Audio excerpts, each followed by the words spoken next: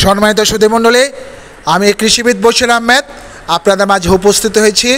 আজকে আপনাদেরকে দেখাবো মাটিবিহীন কিভাবে সিডলিং ট্রেতে কোকোপিটের মাধ্যমে চারা উৎপন্ন করা হয়। আমার হাতে যেটি দেখতে পাচ্ছেন এটি হলো একটি সিডলিং ট্রে। এটা বিভিন্ন ছিদ্র হয়ে থাকে। আমার হাতে যেটি আছে এটিতে 72 ছিদ্র আছে, 50 নিচের দিকে একটু ফোটার মতো আছে অতিরিক্ত পানি বের হওয়ার জন্য। 128 ছিদ্রের আছে, 60 ছিদ্রের আছে। এগুলো বাজারে কিনতে পাওয়া যায় এক ধরনের নারিকেলের সুবরাকে গুঁড়া করে কোকোপিট বাজারে কিনতে পাওয়া যায়। আমার হাতে যেটি দেখতে পাচ্ছেন এটি 1 কেজির কোকোপিট। 1 কেজি 2 কেজির কোকোপিট পাওয়া যায়, 5 কেজির কোকোপিট পাওয়া যায়।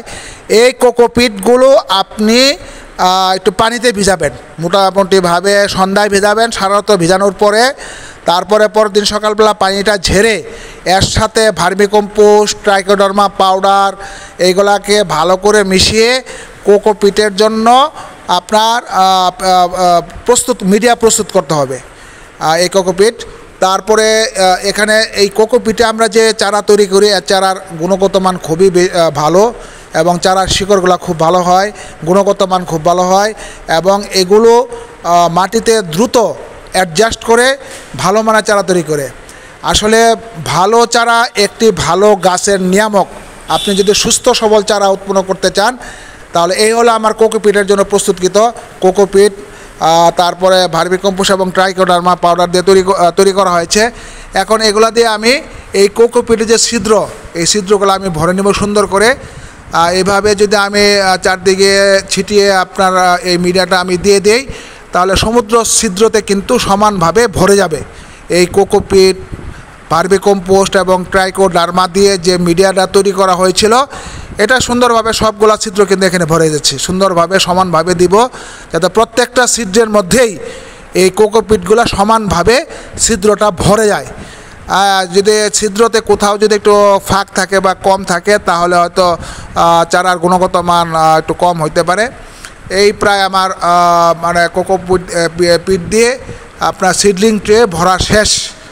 সিডলিং ট্রেতে কোকোপিট দিয়ে যে চারা, এই চারার গুণগত মান খুবই ভালো এবং এই চারার মাটিতে অ্যাডজাস্টের পরিমাণ খুবই বেশি। তারপর পূর্বে থেকে ভিজিয়ে রাখা মরিচের বীজ আমি একটি একটি করে ছিদ্রের ভিতরে দিব, দিয়ে ভালো করে কোকোপিট দিয়ে ঢেকে দিব। মোটামুটিভাবে 10 থেকে 15 দিনের মধ্যেই চারাগুলো আপনার লাগানোর উপযুক্ত হয়ে যাবে।